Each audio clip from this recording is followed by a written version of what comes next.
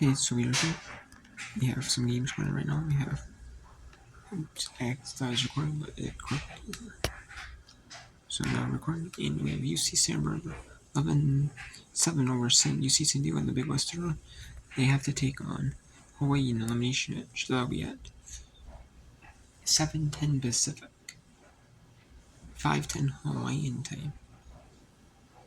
That'll be it.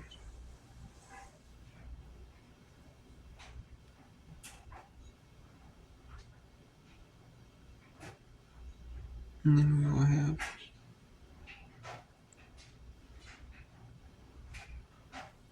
Michigan as the 8 seed, beats the 12 seed out.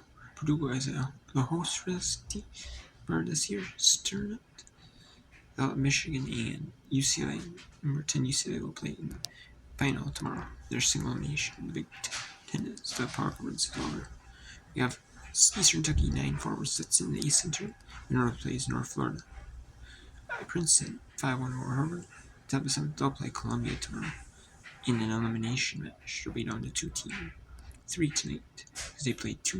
We're going to play 3, but 2 got winners bracket and then 2 elimination games. But they got delayed due to weather, and it's already 9:45 p.m. there.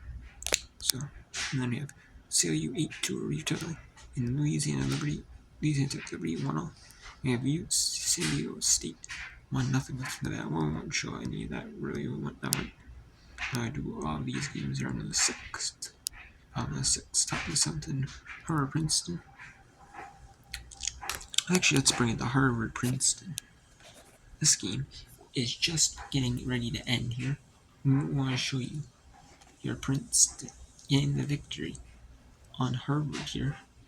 Possibly getting the victory in Harvard here.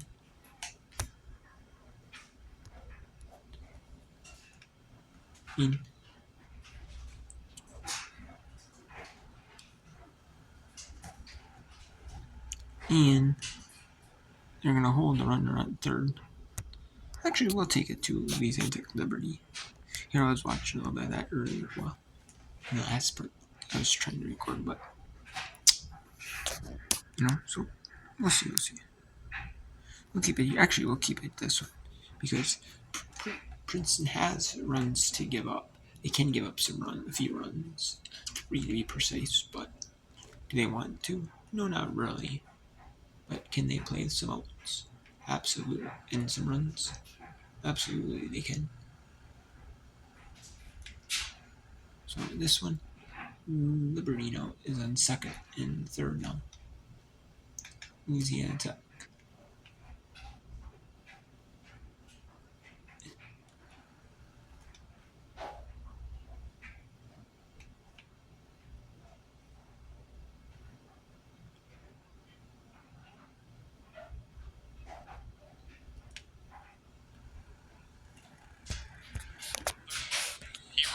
That this is not the call that really puts La Tech in a possible losing situation with all that they've survived today. Look at that. Coach Taylor was probably arguing that Hamoudi was trying to make a play for the ball, but he was a good 5 feet away from it. She was. Yeah. I think Coach Richardson, but she's had challenges. Right, she's had challenges. So the umpires, this is all up to them if they want to change something here. And one of them has to have a good angle of it. And I don't think if they had a good angle of it, they would have made the call. Here we go. This is a big chat going on between the boys in blue. Yeah. Dot Richardson hanging on every word. And it looks like whatever they're saying is something Josh Taylor will agree with as we see the rule book on collisions. If the defensive player blocks the base or baseline, the runner may slide into the base and make contact with the fielder, as long as the runner's making a legitimate attempt to reach the base. And without a challenge from Dot Richardson, the umpires are going to review this one on their own. All right, and they do have the right to do that. Yeah, what do you think, right? See, I think Coach Richardson has a case. I mean, if the umpires are calling this one on their own to check it, there's certainly a case to be made about what they're reviewing here. Yeah, they have defense review. They didn't say what review they're in. They just did headphones in. Looks like they're doing headphones. Like earphones, like around their ears. Your hands around the ears, like the earmuffs, like earphones, like the big ear. But it could be defensive interference because there's definitely a challenge to be made for that though. Because there's the runner at the shortstop or whatever, like the shortstop, third baseman, are on that ball, and you can see one of them is in the path of the runner. I mean, he's just trying to make for Louisiana Tech side. See right there? I mean, granted, yes, both of them might be trying to go after the ball, but one of them does collide with the runner, and one of them is the ball is nearby more. So they might be arguing that, like in this case, they could be arguing that it's like say the shortstop's ball, and then the third baseman, um, it's not interfering. So we'll see here. What I'm wondering is if they do say there's interference, if the runner at third gets awarded home plate. And that's how the game would end and La Tech's season would come to a close on that call. And that would be crazy That if would be that a happened. heartbreaking way to see the Bulldogs' spirited run come to a close. Liberty fans love that call. Josh Taylor hates it. Oh boy. Now he wants to have a chat. And he's been thrown out of the game. The second time in Bowling Green, Kentucky, Josh Taylor has been ejected from a game in WKU softball complex. I'm stunned. The first time happened when La Tech was in town to visit Western Kentucky. How do you like that? Steve Winter kicking Josh Taylor out of the ball game. I'll say it again. I'm stunned, Riley. In the bottom of the 8th inning, a thrilling game, and your head coach gone. Yeah. In the game to save your season. La Tech leaving it all out on the field. And now the winning run for KK Madry just needs a fly ball, and Root can score to win it. So I'm guessing. So they ruled safe.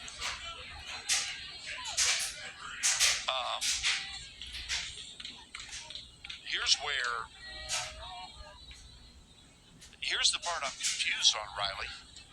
Is they ruled. I'm stunned at it, so they threw it out.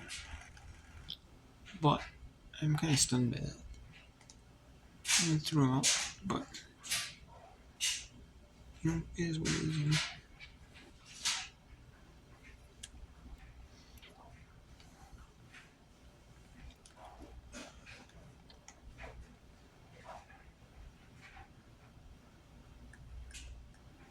But hey,